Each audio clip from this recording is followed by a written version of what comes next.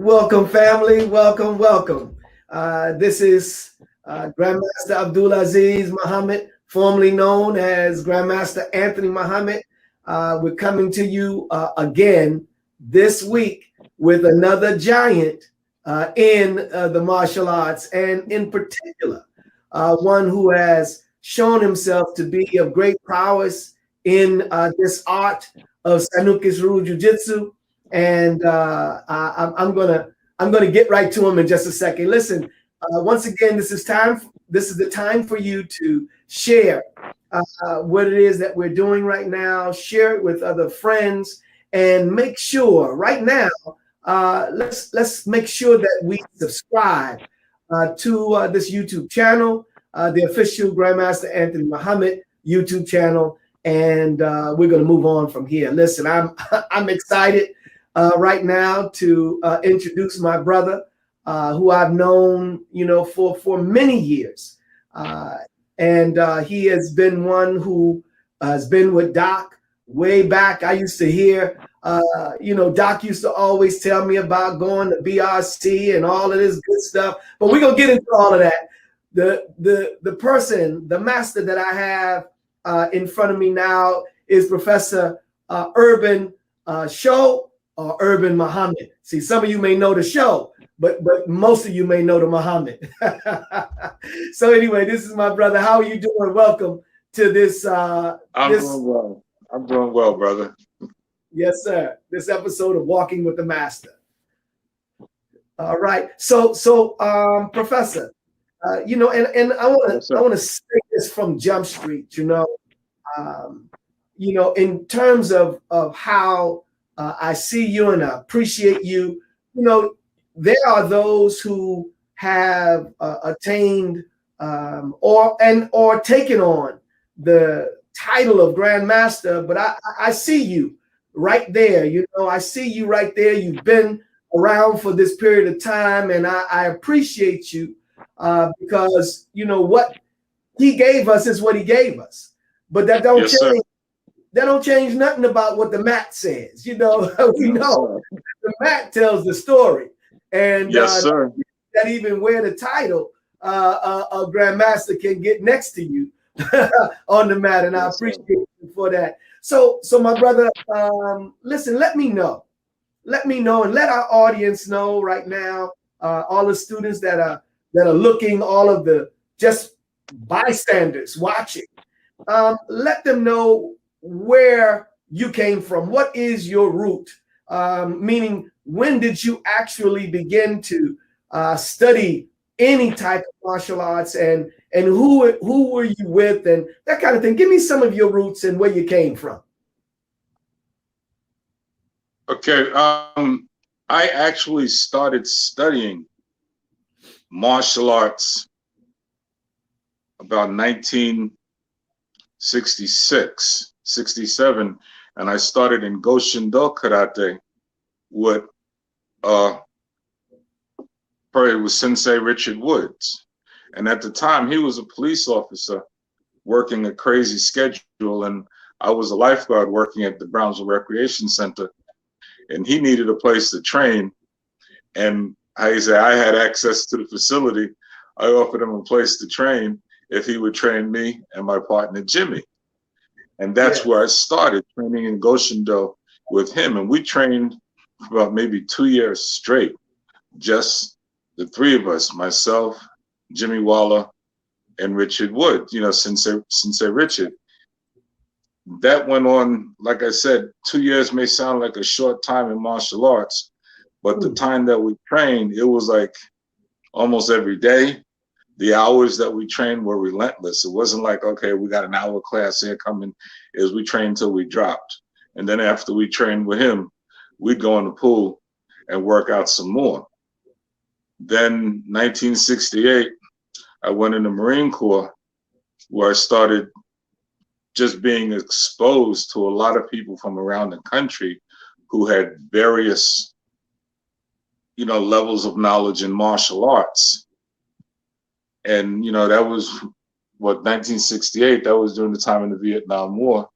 I came back stateside and started working with Doc in 1970. as a kid, I had seen Doc, but I didn't know who he was. I just remember this figure. I was standing out St. John Center waiting to go in the pool, and there was a lot of people around outside. You know how St. John Center is, a lot of people congregated around the front door. And here's this man coming through, and it was like everybody there is like the sea of people just parted for this one guy. And I'm looking at the people who were moving out of his way. You know what I'm saying? Because the cats that were moving out of his way, I thought those were the heavy hitters. But when Doc came down that road, it's like they got out of Doc's way. And that was kind of like my first introduction to Doc then. I didn't know him, but I was aware of him. So 1970, I came back. My partner, Jimmy and Ronnie, they had gone and started training with Doc while I was in the Marine Corps. So by the time I got back stateside, they were like, they had their yellow belts. And we were just the type of crew, you know how I said, I wasn't going to let them have something that I didn't have. So as soon as they said that this is what they were doing, I went down there and got with it. Thank Allah, it was Doc that I was doing it with, you know? And the first time I remember seeing Doc, I walked into the dojo. I didn't know who this brother was, but I saw this brother doing a one-finger rollout over, looked like he had his finger on his cat's throat. Move, I mean, he was big as a bear and moved like a cat. And I didn't know what he was doing or how he did it, but I knew I wanted it, you know, and I just dove in there, man, and it happened. You know, it was like the first class, you know, was probably my most important class, because that first class that I had, it was Soki Littlejohn was teaching on the mat. And he threw me in Osota Gatti. Mind you, this is my first class now, right? He dropped me in Osota Gatti, and, you know, I survived it. But when I went home, man, my elbow was swollen up as big as a softball. You know, I remember looking at my body saying, man, I don't know if I want to go back down there. But then I thought about it. I said, well, everybody else was down there doing it, and their elbows weren't swelled up, so I'm obviously doing this wrong. Let me fix this and then keep on going. So I went back, man, and just kept on going. And, you know, the story is history. Once you get into something, and, you know, how I said, if Allah put it in your soul for you to do it, you're going to do it. And once I got exposed, you know, to, like I said, at first class, and Soki Littlejohn didn't scare me away with the way he threw me, I couldn't leave after that. But the beauty of it was getting in Sanukas at the time, I didn't know, but having looked at the time and studied the map of the time that I spent, I realized Doc had a lot of different phases of what he taught and how he taught. And in the beginning, Doc, or not just Doc, but Sanukas in general, wasn't something you just walk in and think you're going to take a class and it's going to be okay. In the beginning, you had to survive Sanukas to learn Sanukas. Yes. You know what I'm saying, brother? It was cold, straight up, hard. Doc believed in being in shape. You know, he believed in being in shape. It wasn't like you were going to just come off here and play some basketball and jump on the mat and you're going to be okay. Nah, Doc believed in being in shape. Sometimes the warm-ups that we would get, you remember yourself, because our timeline, you were in the children's class when I was in the adult class. So we were in school together. Jimmy and Rodney were two of the teachers that were working with the children. And Grandmaster Anton to this day still blames me for being one of the instructors that used to beat him up all the time. And it wasn't me, it was Jimmy and Rodney. You know, but that said, like I said, you know, Doc's, how you say, map of time, having been able to go through and look back at it, Doc taught differently throughout his whole legacy of teaching. And in the beginning, like I said, it was just coming out of Doc like benevolence. You know, it was like I could look at Doc sometimes and see that he had never done that move before. And then he spent the rest of the day or the rest of the class just working out of it because it was just coming out of him like a song. He'd get on the mat, and it wasn't like he had a paper or notes. It was how he came, and he taught his students to be that like that. Not so much that he taught his students to be like that, but his example of how he was wore off on us as students. We don't go into class with notes. You know what I'm saying? We don't write. That's right. Okay, this is what you're going to do today. This is what you're going to be doing tomorrow. This is going to be what you're going to. We go into class with a spirit that allows us to read and see where a person's at. And we just, how you say, instinctively know what it is that we need to give them to take them to the next place, to the next level, to the next point. Because one of the things that I realized in my study today is, you know, martial arts is life. Sanukas is life. And everything in life is constantly moving and changing. And even the things that Doc taught us back when he taught us them have been moving and changing and should have been growing with the individuals who have been studying it, not just stay in the same way Doc gave it to us 30, 40 years ago. You know, because it's like Islam. You know, Prophet Muhammad, peace and blessings upon us, brother, he gave us the Quran. But it took the Honorable Elijah Muhammad to come and put it in a current language for us to understand what was in it. And it takes the Honorable Minister Farrakhan today. He's not changing what's in the Quran, but he's giving it to us in an updated language. So when he tells us what's there, we go read it. We read it with an understanding of today, and we can apply it today. And the same thing happened with Sanukas. Doc taught in a manner that was applicable to the language and understanding of the time that he was teaching in, to the mind that he was teaching to. But if you've been studying what Doc taught you 30, 40 years ago, you should really have moved on quite a bit, because that has, how you say, the techniques have moved on beyond just techniques. And now we understand the principles of them. We understand the mathematics of them. We understand the science in them. We don't just do them because we know, okay, this is what Doc showed us and this works this way. We've been studying, and inshallah, brother, we've discovered what's the math and the science to make it work like that, so that we can make anything that Doc may have given us an idea to do happen in any circumstances, any situation, because we're not, how you say, a bunch of technique addicts. We should be scientists at this point. We should be understanding the math and the science behind what we do, not just practicing to do it. That's dancing. You know what I'm saying? We're not dancers, brother. We're martial scientists. I love it. I love it. Come on. I mean, I'm saying teach, brother minister. But you know, that's right. But you know, that's the way that Doc taught. You know, Doc would teach. Remember, Doc would always say, for every technique I show you, there were 1,000 variations. And we will go home and do it over and over and over and over and over again. And maybe we try to do it 1,000 times. But the understand that I've grown to understand is when Doc said there were 1,000 variations, he didn't just mean to change what he showed us 1,000 different ways or do it 1,000 different times. He meant that if you understand the science and the math behind what he did, you can do that and more 1,000 different ways, depending on the situation that you're doing it in. Because like I said, the math and the science grows with the time, with the energy, with the life of the person doing it.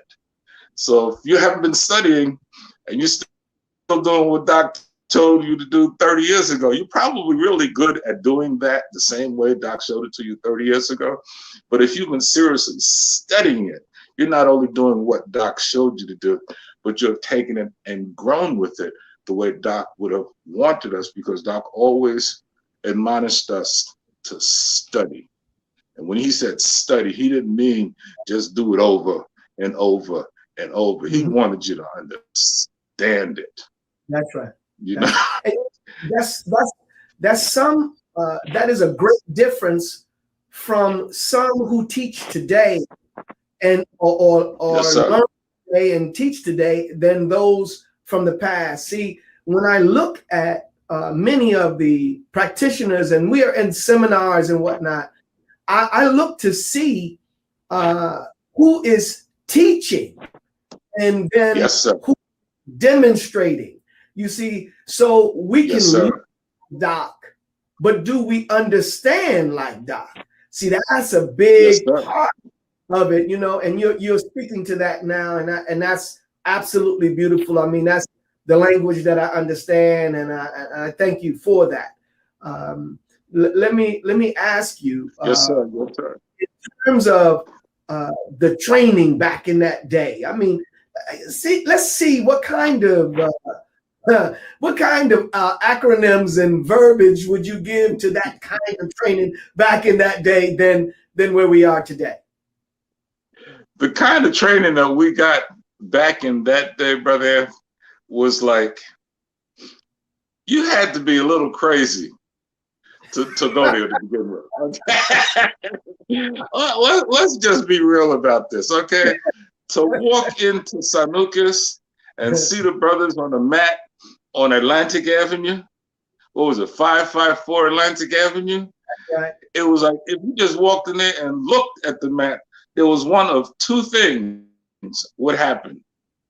One, you would look at that and want to run out the door right away because you didn't want to be nowhere near it, or you didn't want to have no parts in it.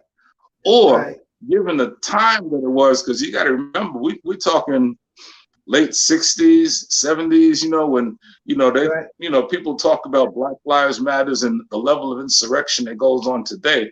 Back in the day, they don't talk about how when they rolled up on us, we made them pay for what they did wrong. Yes, sir. You know what I'm saying? It wasn't like we sat there and let them beat us upside our heads. No, yeah, they still got their licks in because, how you say, it was overwhelming numbers of, how you say, let's just say, people in authority trying to make us bend to their will. Mm-hmm. But, back in the day, nah, man, we didn't play that hit me upside. I remember as a 15-year-old watching television and watching some Southern cop stick a dog on a man while I was watching television, and I didn't know what I was going to do to stop that from ever happening to me. But shortly after that, I remember when I got a silk stocking and I put fine pepper in it, black pepper and white pepper, ground it up real fine. And I used to keep that little silk stocking in my pocket so that if a cop ever stuck this dog on me, all I had to do was pat my pants, and the powder from that pepper would put that dog at bay. I was still gonna get the butt kicking from that cop, but that dog wasn't gonna bite me no more. But that was, how you say, the type of mindset that I personally had as a child coming up. I was never about going out messing with nobody that wasn't messing with me.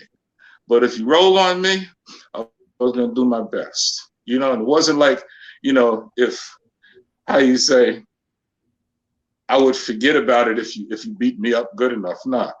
I remember there was one young brother, man, we're talking about before I even started training. It was just a mindset, how you say, a spirit of the brothers alive during that time. We were soldiers. We were, how you say, we weren't fearful. It was not like we went around looking for trouble. When trouble came, you didn't have to look for trouble. Trouble find you. So when trouble found you, you just had to deal with it. That's what it was to it.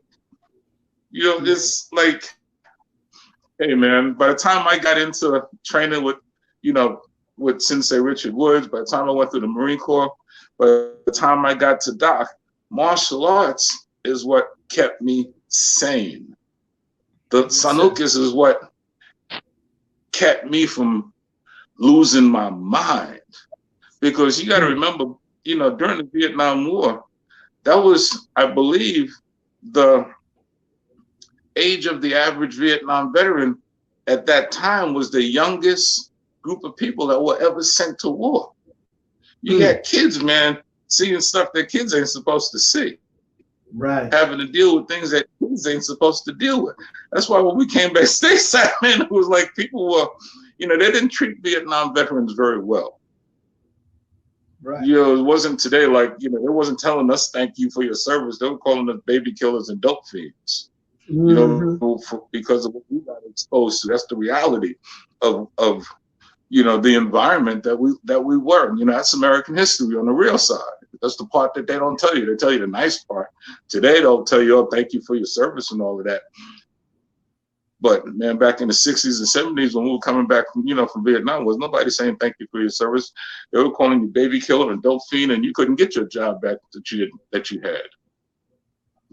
So it was a different climate. But then again, like I said, I remember going down to Sanukas, and Doc looked at me, and it was like, he just said, go work out, just go work out, man. And it was being on the mat, the training, the level of intensity. Doc's spirit itself was so strong that it helped keep me sane. He was my mental medicine. You know what I'm saying? He was what opened my spirit up to understand, no, you're not going to survive this thing just living in the world, brother. You're going to have to really, how you say, not turn to God, but you're going to have to really examine who God is, what God is about. You're going to have to find a lot in yourself to make this thing work. And it was because of the martial arts that the Islam became part of my life. And I can't separate the two. It's like, sir. I am a soldier in Islam, if anything. Yes. That's right. That's right. Let me ask you, Professor Irvin, let's go back to BRC in Brownsville Recreation Center. Okay. Huh? No, well, not now. But yeah, in terms of the time, Doc used to go there to swim. Doc would come there to swim a lot because Doc liked the water. Yes. But, what Doc loved more than anything was every place that Doc was, Doc taught. Yes. So Doc would be, man, telling you, I learned how to do my falls on pool tile, brother. Yes, sir. So yes, sir. How you say falling on pool tile and then hitting that mat? Well, how you say when you were on that old mat at Sanukas, you knew where the spots were that you wanted to stay away from. Versus the soft spots. But the environment that Doc trained us in, Doc trained us in any environment that he was in. And for me, like I said, I developed a sense of balance and movement from moving on a wet pool deck. You learn how to roll real good when you're rolling on something that'll tell you this is right or this is every wrong. time. Pool towel will let you know every corner you hit. Yes, sir. But he would train us right there on the pool deck. We'd go in the water, man, and do the moves in the water. Like, I remember Jimmy came back one night. He'd gone to class, and Doc had dropped the Pia Forms. I wasn't there the night that Doc dropped them, but Jimmy came back to work because I had to hold the job down, and he started introducing me to the Pia Forms. And there was something about the Pia Forms that just felt right to me. It was like, okay, I need to make sure I get this right. And then I kept working with Jimmy and Ronnie, and I think maybe once or twice Doc himself would actually do the Pia Forms with us. Yeah. And then he was off into something else. It wasn't like Doc was doing anything for any length of time. Doc had so much stuff. He was so creative and had so many things coming, just flowing out of him, that you had to be there when he dropped it. Or that's it. If you weren't there the night that the gift was dropped, you get it from somebody who was there, or maybe someplace down the line you might get exposed to it. But Doc didn't stay spend a lot of time on any one area, because he was always coming up with something new and innovative and different. He'd drop something and go. That's right. Because I remember for myself, I had left New York in 1980, went out to California. When I came back 15 years later, with 1995, where you had the school and Worlds Collide on Flatbush Avenue, I went down there, and I think I spent I spent about a week or 2 weeks down there, just training with you guys. And that was the first time Doc had seen me in 15 years. Right. And I remember him asking me, we were downstairs, and I remember him asking me to do the Pia Forms, because he knew who had what. Right. And Professor Little was there. Yes. Remember Professor Little from Atlanta? Absolutely. So he asked me to do the Pia Forms. And then right behind that, he asked Professor Little to do the short forms. And that was the first time I had ever seen the short forms. But the thing was, Doc knew who he put what, where he put it. Yes. He knew that some people would keep certain things. He knew everybody wouldn't keep everything, but he knew some things would stay with certain people. And Doc had the index of who had what. For whatever reason, I kept the Pia Forms. There were a lot of other people that had the Pia Forms. Sister Veronica was there, Romeo, Bernard, a lot of people, but they were doing other things, which were, I don't know, I wouldn't want to say more important, but I would say they were doing other things that their creative process took them to. For me, leaving California and leaving New York and going out to California, of course, like anybody, I left New York a straight black belt.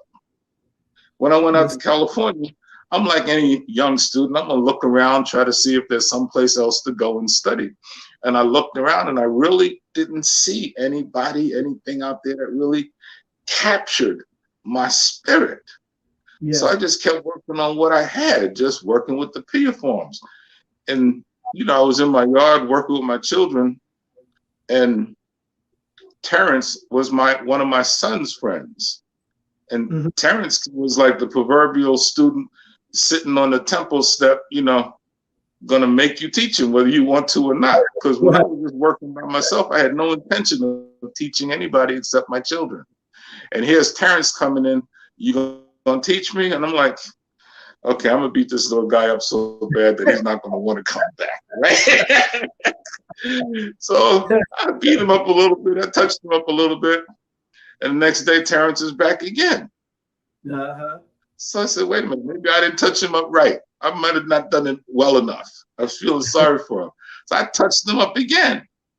So he skipped the next day, but he was there the day after that again. We're gonna have class, And at that point, I'm feeling sorry for him because I know I can't beat him up no more without really hurting him. Let me teach this guy. Maybe he'll go away. And Terrence was really, outside of my family, the first person that really came into my circle and made me start teaching him. And through him, all of my son's friends and Terrence's friends, they all came, and we wound up leaving from the backyard, going down to the Y where we had more space. From the Y, I wound up having a large enough population that from a business sense, I realized that I could open up a school and I would have the population to pay the bills. And that's when I opened up the school on 7th Street, which is the same school that got burnt down, in the Black Lives matter, in the Black Lives Matter, where my daughter had been carrying the school on. Yes. So, all things happen, brother, for a reason. All things happen for a reason. But again, like I said, I didn't start out wanting to teach, but it was because of one individual that made me start teaching, that I started teaching. And then in the teaching, I remember Doc saying one time, he said, if you're ever really going to get good at this, you're going to have to start teaching it. And that was something I just threw to the back of my head so far away, because I'm figuring I got so far to go to be able to teach this stuff. I didn't even consider that he had said that, because you got to realize back in the day, the cats that I was looking at coming up with was, in my eyes, superstars. It was like, I'm looking at, Sugar, Robert Crossan. I'm looking, at cats like Silky Little John. You know, this is when he was at his height, man. He was fighting full back then. You know, karate was full contact. Wasn't nobody wearing no pads and helmets and all of that. No pads. You know, That's and right. he was racking it up. You know, we had guys in there. You know, it's like unless you were in the school, there were guys, man, that you didn't hear about. Guys like remember Brother David, who used to do. He used to have that key eye, man, that would break a glass. It was so high in pitch. You know, there were guys, man, who had seemed to accelerate in certain movements. Like Brother Jeffrey was like the Aikido kind of guy, man. He just moved like very Aikido, but everything he did, even though it was the appearance of Aikido, he was still doing it with Doc's tutelage. So how is that? It was Sanukas that just looked like Aikido, you know, because the beautiful thing about Doc was Doc had students that came from many different places. And Doc didn't take people and change them and tell them, okay, like, don't do that anymore. Doc took people where they were and took them to where they could go. Yes, sir. You know, that in itself is a phenomenal thing for him as a teacher. You know, he'd take you straight raw. You know, if you like a straight, what we call pure Sanukas baby, having never had anything, you know, you stand one way. But if you come to Doc from any other system, which so many people did, Doc didn't tell anybody to forget where you came from. He just moved you on further with what he had to add on to what you had. If you came to him a little base, he'd make it a little better and move you forward. I don't think anybody can say that they came through Doc and didn't advance because of his type and style of teaching. And, you know, sometimes we just look at Doc and we talk about Doc as the teacher. But, you know, as a man, Doc was very much quite a prophet in martial arts. Because just like we talked earlier about how everything moves and changes, Doc changed martial arts from where it used to be being its, say, as we got it, its traditional Asian base and put it to the streets of Harlem, Brooklyn, and places where we were. That's which right. In effect made it different, man, because back in the 60s and 70s and 80s, New York was the mecca of martial arts. We were doing things with martial arts and nobody else in the world was doing. You know, they were coming from overseas to see what we were doing with it. Yes, sir. Yes, sir. Yeah. That's right. Yeah. Excellent. I mean, you're just making me reminisce, and I'm loving the conversation because it's that kind of conversation. Let's talk about Doc's. You know, before you go there, I'd like you to kind of go into talking about the Pia Forms and what you got out of them, you know, in particular, because you held on to that. You kept that, as you said. Doc knew where he placed his message or his information, his training and teaching. But you know, so what made you nurse on that as it was? Circumstances. I was out in California by myself with no one to train with. I could not, nobody can remember every technique that they'd ever been shown. Right. But I had the Pia Forms to keep on going, to keep using. And the Pia Forms at one point, it was like, you know how sometimes you'll be reading the Quran or reading a book and all of a sudden you're not reading it anymore. It starts to talk to you. Mm-hmm. It starts to tell you its story. Doing the Pia Forms, after constantly keeping up with them and doing them, and I can't answer why I kept the Pia Forms other than the fact there was just something in them that when I did them, I felt good. I knew that there was something that I was looking for in them, and I kept doing them to see what that was going to be, not knowing what it was going to be. And ultimately, what I discovered about the Pia Forms, Grandmaster, is that The Pia Forms are a Rosetta Stone of martial arts. Awesome statement.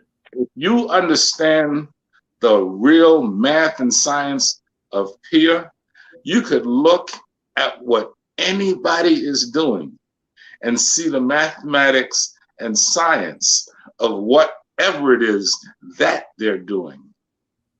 Take it, how you say, you can look at, everybody has something to offer, especially when you're looking at people at master's levels. That doesn't mean you have to stop doing what you're doing and go get what they've got, but it means you should be able to incorporate what they have into what you're doing and not change what you're doing. The Pia Forms gave me not just how you say, a physical way to look at what I was doing as far as martial arts was concerned, but it also gave me a mathematical and scientific base to understand. It's like a simple thing like take our basic throws. You know, in Sanukas, we could throw you, if we touch you, we could throw you. But the reality behind that is you have to understand distance. You have to understand movement. You have to understand how to off balance. You have to understand how to keep a person coming where they're not looking to go. You have to understand the, how you say, the whole term of misdirecting or redirecting a person. You just can't take a person and rip them off the spot X and put them on spot Y. You got to know how to make them go there. You got to kind of get them, how you say, you can't ask them to do it, but you can scientifically make them do it against their will. You know, if you throw a punch at me, that's beautiful. We were taught to be gentlemen. Throw something at me. I'm going to be good enough to go in and get it. I'm not going to just stay back there and wait for it to come. But in the science and the mathematical process of that, it shows you how to cover the distance, how to take a person off balance and put them where they don't want to go. If I push you off balance one way, you're automatically by nature going to try to reset yourself. When the process you're putting yourself in that reset, you're gone. You see what I'm saying? And if you say, what does Pia give you? Pia gives you the understanding of how to make that math work. You know, Pia gives you an understanding of how to say, look at a brother like yourself and not just see what you're doing, but understand what it is that you're doing. Mm-hmm. You know, it's like, yes, I see the physical movement, what you do, but brother, I see the math, I see the off balance, I see how you make them teeter before you make them flow. You know what I'm saying? I see how you get them to jump before you make them go. And that's what Pia gives you. Pia gives you that extra math you need to understand something at a different level. You know, brother, like you go to, how you say, grade school, high school, and college, but you got grad school, you know, and super training after that. Sanukas is like walking into a grad school class, you know, and you can get in grad school if you can hang. Doesn't mean that you're missing anything through high school and the elementary school. You can step in the grad school class, but you're going to have to figure out how to be able to handle it. Doc taught it at the grad school level. The Pia was one of the tools that Doc gave us to not just be martial artists, to just be great practitioners. That gave us the necessary math and the necessary science to take what he gave us and move it up to the next level. He didn't expect to see us doing the same thing 30 years from the time he showed it to us. Right. Doc wanted to see what you was going to do with what he gave you. Yes. His greatest delights. I remember one time Doc was teaching, in his latter years, he was teaching out of the chair. And Doc did a move where somebody put a knife on your neck. And Doc did a move right there. And you can tell where a person's study was, because if you saw the cat doing it exactly as Doc did it, then you knew that person wasn't with Doc way before class to be able to understand how Doc would have moved if he was standing up and been able to shift himself to move if the cat, how you say, if Doc were on equal footing with the cat.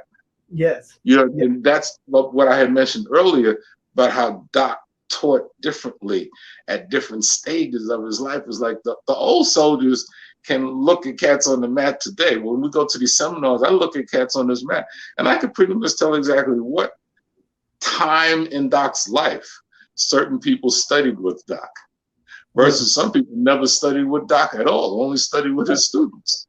That's right.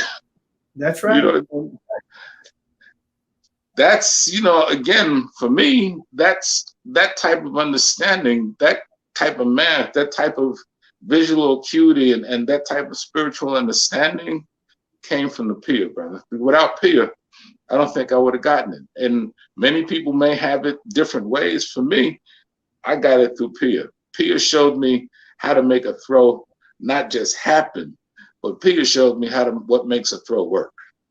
And in understanding what makes something work, not just how to make it happen. When you understand what makes a thing work, you can truly do 1,000 different things with it. Yes, yes. You know, Doc. Well, the Honorable Minister Louis Farrakhan said of Doc. He said he's a martial arts god. Yes, sir. And you know, and Doc said, he says, you know, and he said this to me one time in particular while I was on the mat, and Doc said, Grand Professor V was sitting on the side in the dojo. He said to me, I believe there were a couple other people that were on the mat with me at the time, but he said, this is my master. I said, he's a martial arts master, but he is not the master of the universe. He said, God is my teacher. I said, sir. You know, I mean, and Professor V didn't, you know, he didn't move, and you know, he understood, so that he was his martial arts teacher and whatnot, but he knew that Doc had something that was flowing out of him, and it was not from just what he gave, but exactly. It was from the source of all of us. Because Professor V, he was a spiritual man. Yes, sir. Very, very spiritual man.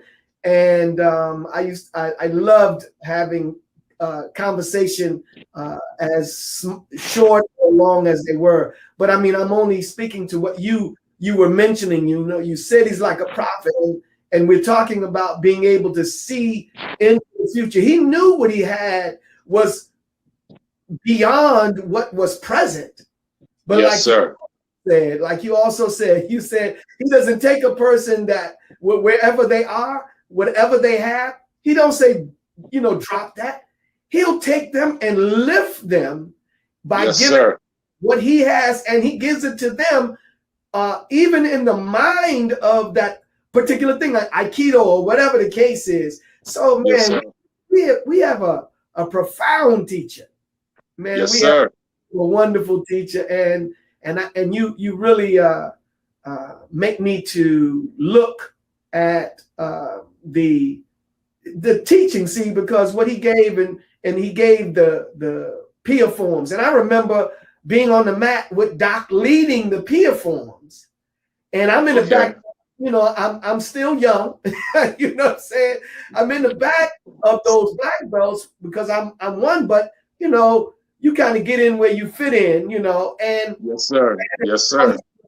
doing it, and he had everybody moving together, all of these black belts moving. It wasn't no underbelts in that particular situation or class. Yes, it may have been a black belt class, but he was doing the Pia Forms.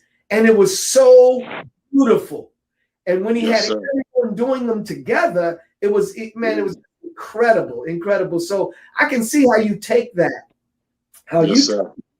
and you nursed it, because you didn't deal with the just surface view of it, the movement of it, but you studied into the movement, and you know, as you mentioned, the science of it and whatnot. That's so beautiful. I appreciate your view and your understanding of that. That's going to help a lot of us and a lot of those who look at this and listen to you as you communicate. Well, one thing too about the Pia Forms, that I did forget to mention is, yes, the Pia Forms have, like I said, for me, proven to be a Rosetta Stone of martial arts, but also too, the Pia Forms a Doc's roadmap to Sanukas. Come on. You know what I'm saying? Because Doc gave the Pia Forms. When you do the Pia Forms, you begin to get an idea of what was in Doc's mind of Sanukas.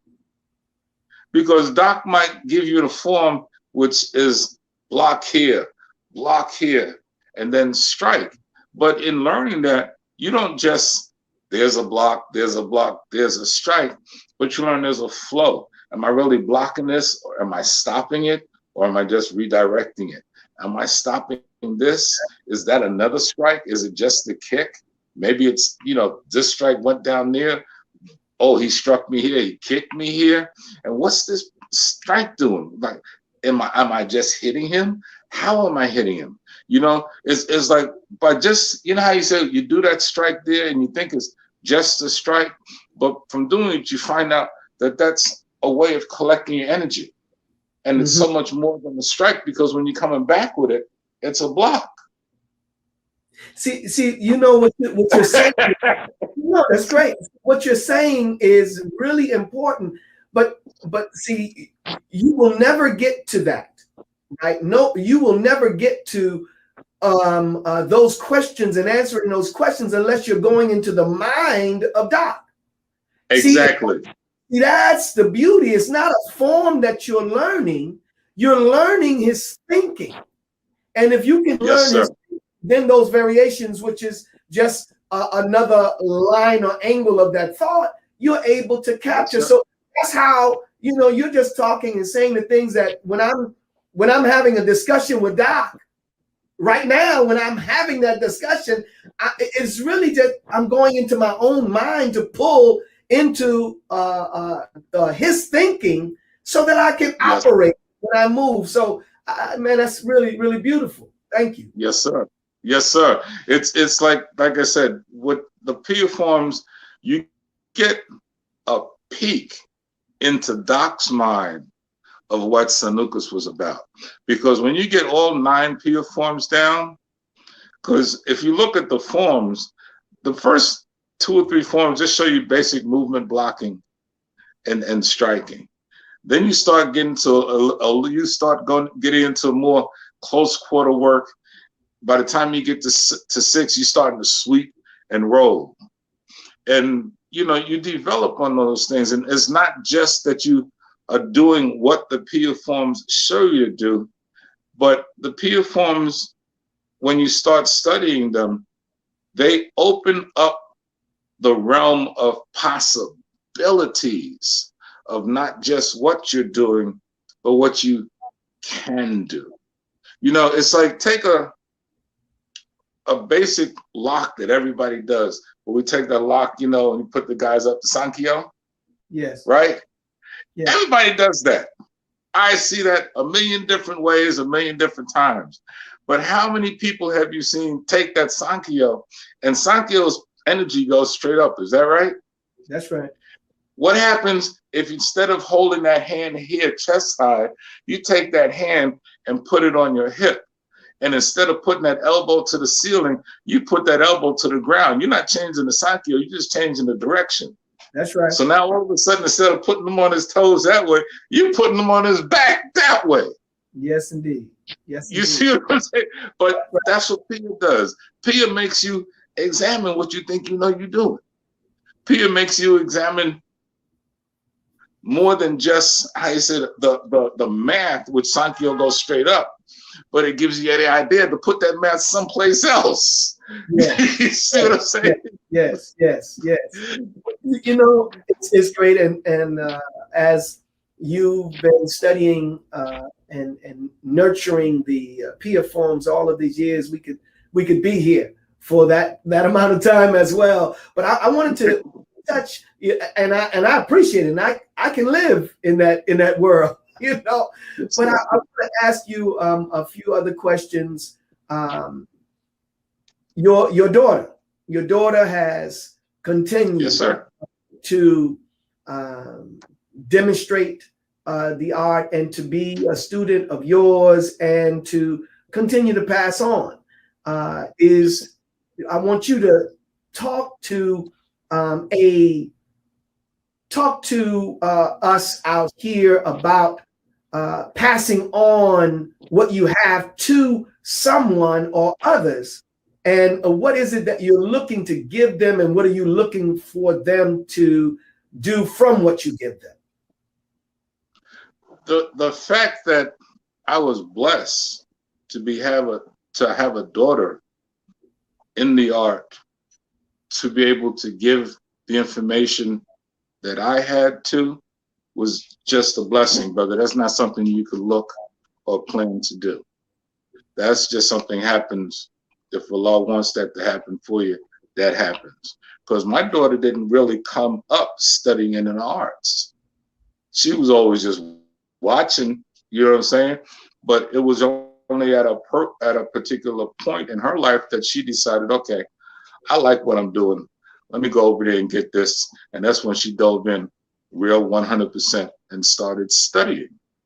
Mm-hmm. And her whole, like I said, when you see Zahelia, you see the results of somebody being taught with the Pia as the format of how they were taught. She's a product of Pia 100%. And I remember Doc coming out to the school and working with her, and Doc telling me, don't teach her like you teach the men. Doc told me, show her something and then sit back and watch what she does with it. See what she does with it, and then take it from there. Show how to use it that way. So when you see Zahelia working, you don't see an image of me, because what you're seeing with Zahelia is the math and science and understanding of Doc's thoughts from what I was able or blessed to be able to express to her in a manner which she could understand. It's like she understood Pia more rapidly than I did. You know, it's like I had to break it down to get it, to see what was there. With her, it's like I showed her, and then I stood back and she'd just be doing something else with it. You see, so every generation comes with a whole different level of understanding, a different level of intelligence. So for me, what was, I had to sit down and work and look and study and go over and over. For her, it was like, it was easy for her to just take what I gave her. You know how you say, I started down here and gave her what she got.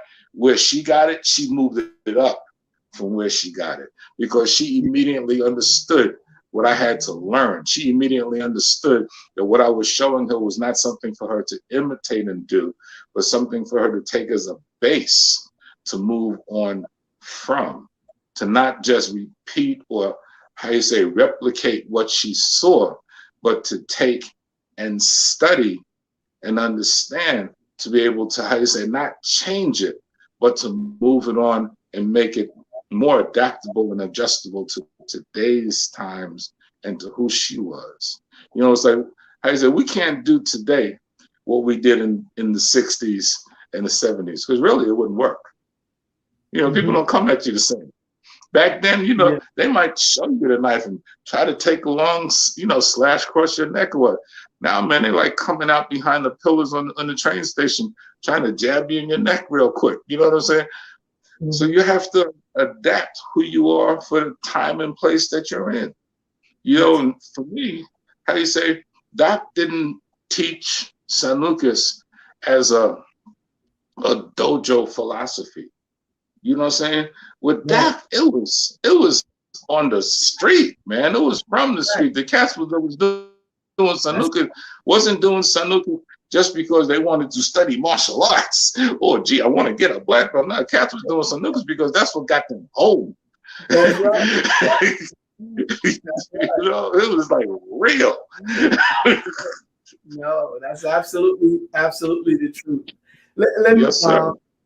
as we are closing, where can someone get information about the Pia Forms? I mean, is there anything that you'd like to share about Pia Forms, where if they'd like to acquire it or anything like that, they can where they can go? Well, where they can get it, there is a DVD out with the Pia Forms 1 through 9, and you know that DVD can be acquired through getting in touch with me or my daughter. I'm in Brooklyn, New York. My phone number is 562-208-3980. Just give me a call. We'll talk and arrange, a way to make it happen, or get in touch with my daughter, Zahelia Anderson. That's Raw Life, Urban School of Self-Defense. She's in California. You can get it through her. Or even if you just go on YouTube, there's a interview of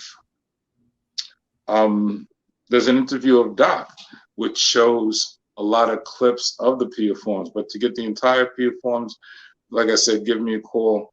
But is there email also address that they can use? Excuse me? Is there an email address? Yes, sir. If you hit me on my email is showurban, SHOWEURBAN @yahoo.com. If you hit me up with that email or text me on my phone number, again, 562-208-3980. Anybody that's, got a group of people at school, give me a call, try to arrange for me to get out there and teach the Pia Forms, because yes, there's a lot that you can learn on the Pia Forms, but you're never going to get as much watching the Pia Forms as to have somebody breaking down all the nuances about the Pia Forms. And for myself, I want to, how you say, smack myself on the hand for, my personality is that I like being under the rock. I really don't like being out there in everybody's view. But at this point in time, I really have to get out more and teach these forms. So anybody that's having anything or got anything going on where you're having a group of Sanukas students, please get in touch with me and see if I can arrange to, come out there and work with whatever your group is to make sure that people have these forms. Because yes, you can do Sanukas without the Pia Forms, but you will do Sanukas differently if you have the Pia Forms. Excellent. And let me say this to you. First of all, Professor, I'd like to say that I appreciate you, love you actually, and I pray that you have great success in your life. And I want to absolutely invite you, and I look forward to you being at our next national training conference that we're going to have. I mean, it's going to be an awesome event. It's going to happen on July 16th and 17th. There is training that is going to be given to you that's going to help you in your life. We're talking about grown men, grown women, children, all alike. So it's going to happen on July 16th. It'll be most of the day on the 16th and a great bit of the day on the 17th, where we're going to have martial arts. So you are invited to be a part of it. And everybody out there, I'm looking forward to my brother being present, and looking for you all being present so you can see and feel what it is to be a master and to walk with masters. All right, my brother, is there any last words you'd like to say before we close? Brother, the only words that I would like to leave everybody with is, if you were blessed to study with Doc, don't just shine it off as the technique that he gave you. Study it, understand it, do your homework with it, till you can truly do more with it than what that Doc gave you. It's not that you'll be changing it, it's just that you'll be moving on with the information that he gave you. Awesome. Thank you. May Allah continue to bless you. May your art and your life spread as far as it can go. Thank you.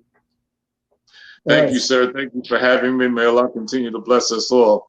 And I look forward to being at the seminar that you're doing, big brother. I hope to teach the fear. There you go. Come on. All right. So, Assalamu alaikum, sir.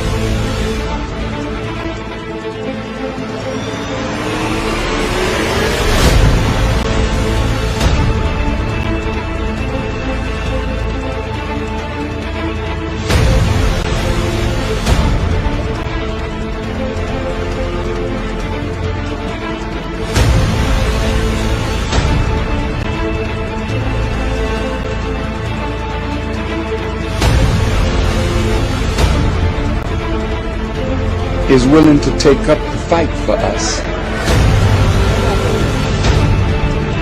But if it is forced on us, we too have to fight.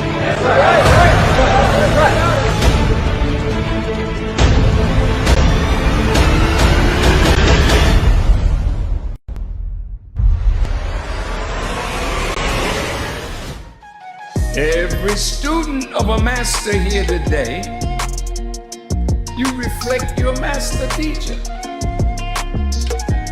You want to walk like him. You want to talk like her. But you start by having an object in front of you that you